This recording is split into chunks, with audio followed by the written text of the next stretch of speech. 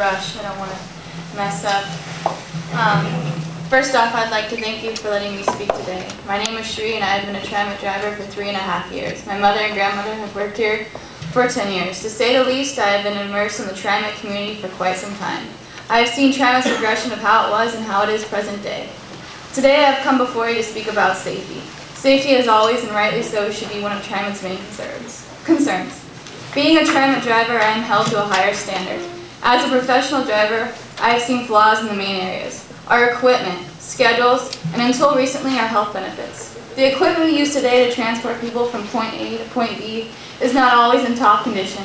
As the saying goes, you are only as strong as your weakest link. The weakest link can most commonly be the buses. I'm speaking about the 1400 to 1800 series buses that are over 20 years old. These buses have major safety issues in the mirrors, steering, and wheelchair lift. The mirrors on these buses are tiny and oftentimes hard to properly adjust.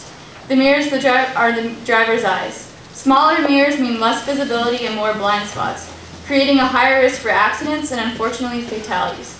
These mirrors are constantly fogging up when the weather gets rainy. And as we all know, Portland is not called the Sunshine State. The next is steering.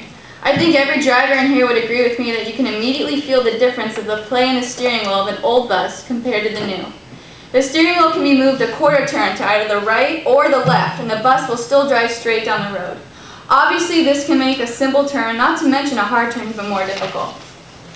Onto the stairs, not so easy for some. Those 3 steps people have to walk up every day may be easy for you and I. However, for those who have disabilities using walkers, canes, or someone who has had a recent surgery using crutches, these 3 stairs can be daunting.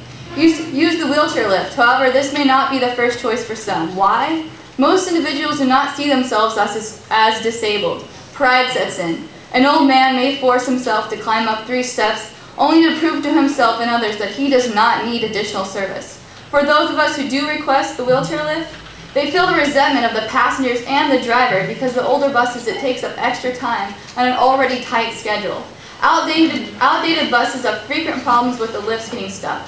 Unfortunately, unlike the 2000 series buses, with the exception of the 2100 series buses, when the lift gets stuck, you have to call for a mechanic. The second safety problem I see is schedules.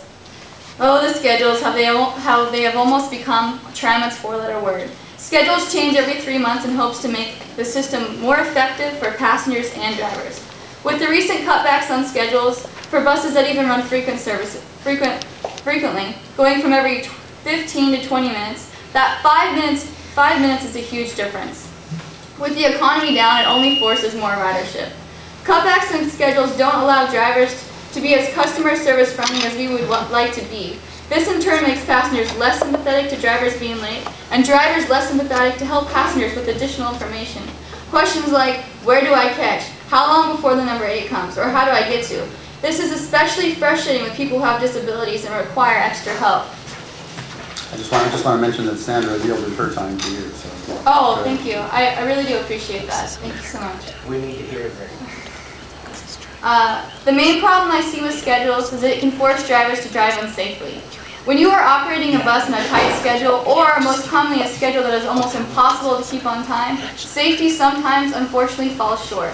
Mirror checks. In order to properly move your bus from a curve into a lane of traffic, you are supposed to do a certain amount of mirror checks. Unfortunately, as mentioned before, sometimes you just do not have the time. Bad schedules make drivers speed, whether that means faster than the speed limit or faster than one would like to feel comfortable driving, with a busload of people that has standing room only. The reality of a bad schedule is breaks are viewed as recovery time. If your break was 20 minutes and you pull into the bay 25 minutes late, not only did you miss your break, but now you're 5 minutes late coming out the bay. The decision to take a break when you are already late is a hard one. Most drivers rush to the bathroom, fill up their water bottle, and maybe swallow a few bites of food. To do this is even a hard decision. Take your break, they say. Take your break. Well, that's not always your first choice. Why? Because not only are you going to make it harder on the next driver, who's going to have confrontation with people, but it's just a domino effect. Everyone gets angry. The third problem until recently was our health benefits. Drivers have a huge amount of stress on them daily. We have traffic, we have reroutes, passengers, bicyclists, pedestrians. Stress, as we all know, can lower your immune system and make a healthy person sick. The chairs on our seats are also outdated and often broken. They can be uneven. and sometimes cause severe back pain to hip pain. I'd like to ask you, how old are the chairs that you are sitting on? Because I guarantee the chairs that I sit in for 8 to 12 hours are older. The new health plan is making drivers pay out of the pocket. So in turn, drivers are working more hours in order to afford them. Driving for more than 8 hours can be tiring, unhealthy, and sometimes even dangerous. It's also insulting to hear sometimes that our GM has announced that there's going to be cutbacks. And in the same sentence, he said that he's going to give himself a bonus or a raise or whatever he may have called it. It's a definite slap in the operator's face. The overall morale is down. It may have been more feasible for operators to understand the cutback if it was across the board. I would like to be your equal. I would also like to say once again, thank you for having me and my union sisters and brothers. Not everything about TriMet is negative. My job, I am proud of. Thank you.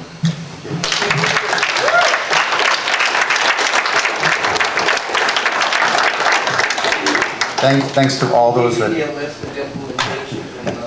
Thanks to all those that testified today. That ends our. Well, Mr. Chairman, I have a statement I'd all like right. to make. Go ahead, Lynn. Yeah, Mr. Chairman, brothers, sisters on the board, we made some difficult decisions today, but positive to move forward. We're going to make some more in the very near future. We need everybody on board. We need the employees, we need management, we need this board in full support of everybody here so that they can go out and keep the public support. I've been involved with the collective bargaining issues for years and years and years. I know how it works, and it does work. What we heard today is a result of what years and years have brought together through the bargaining process. The bargaining process must stay in function. It takes two to do it. It takes you, ATU, you know that, and it takes TriMet management to get to the bargaining tables and get the issues settled. And you have a procedure, you have arbitration if you're not able to do it. But Mr. Chairman, what I've heard today is, I don't want injustice done. I don't want things put on people before the process is completed. And I will make a motion to rescind the actions of what TriMet. All right.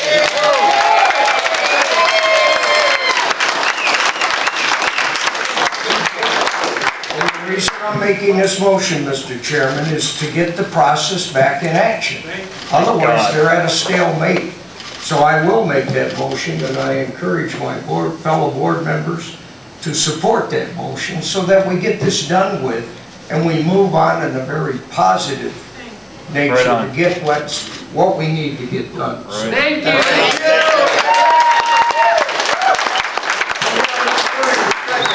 There's a motion. Is there a second?